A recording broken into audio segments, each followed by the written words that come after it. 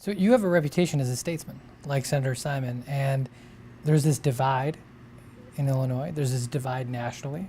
You're a Democrat representing a blue state, but when you drill down, most of the state is Republican, mostly red counties. How do you balance representing Democrats and Republicans and representing people across the spectrum? Well, I try to do two things. First, follow Simon's example and answer questions yes or no. Be straight with people. When you're trying to BS folks and avoid answering, you end up, they have no respect for you.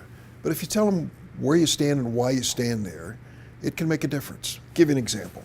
Don't ask, don't tell.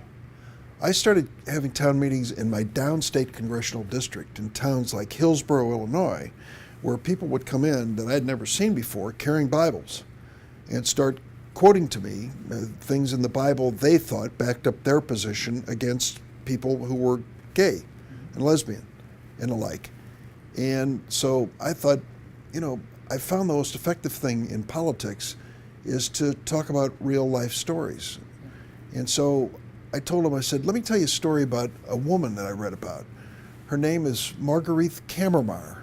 And Marguerite Kammermar was a nurse in the Air Force during Vietnam, a combat nurse. She was in those surgical tents, saving the lives of men and women who were hurt in combat. And she rose through the ranks to become a colonel in the Air Force, and they asked her a question one day about her sexual orientation, and she said, I'm a lesbian. And at that point, they discharged her from the military. There was no indication she had ever done anything wrong or any way compromised her position representing and defending our country or saving the lives of people. And she ended up being asked to leave the Air Force. Was that fair? It's interesting. In these small towns, people would look at one another and say, well, that's not fair.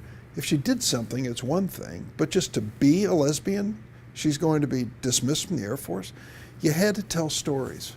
And I found that when it came to issues like the Affordable Care Act, Obamacare, when I started telling stories to the opponents, it reached a point at one town meeting that was pretty hot, where one of them shouted out, stop telling stories. We don't want to hear any more stories. So what I found through the course of my political career is when you're going to take a tough position, back it up with a human experience. So the person on the other side hears it and has to answer it, it becomes more difficult.